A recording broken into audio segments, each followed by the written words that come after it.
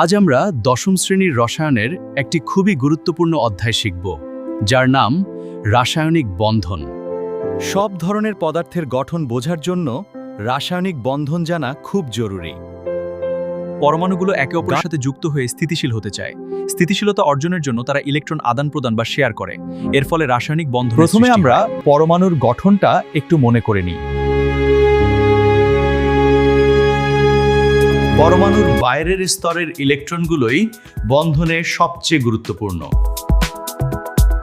Nobel গ্যাসগুলো খুব স্থিতিশীল, কারণ তাদের বাইরের স্তর পূর্ণ।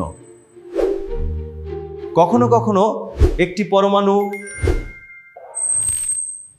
অন্য পরমাণুকে ইলেকট্রন দিয়ে দেয়। এই ইলেকট্রন আদান প্রদানের ফলে আয়নিক বন্ধন তৈরি হয়। সোডিয়াম ক্লোরাইড হলো আয়নিক বন্ধনের একটি ভালো উদাহরণ। আবার কিছু পরমাণু ইলেকট্রন ভাগাভাগি করে।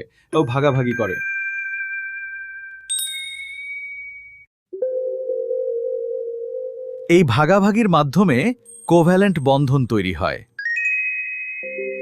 পানির অণুতে কোভ্যালেন্ট বন্ধন দেখা যায়। এখন আয়নিক আর কোভ্যালেন্ট বন্ধনের পার্থক্য দেখি।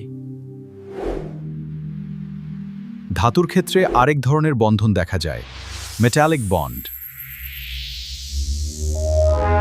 এই বন্ধনের কারণেই ধাতু বিদ্যুৎ পরিবাহী হয়।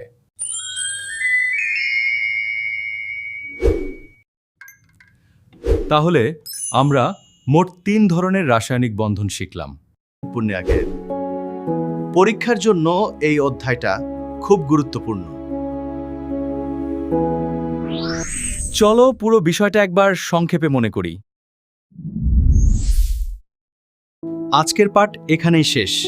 সবাই বাসায় গিয়ে ভালোভাবে পড়বে।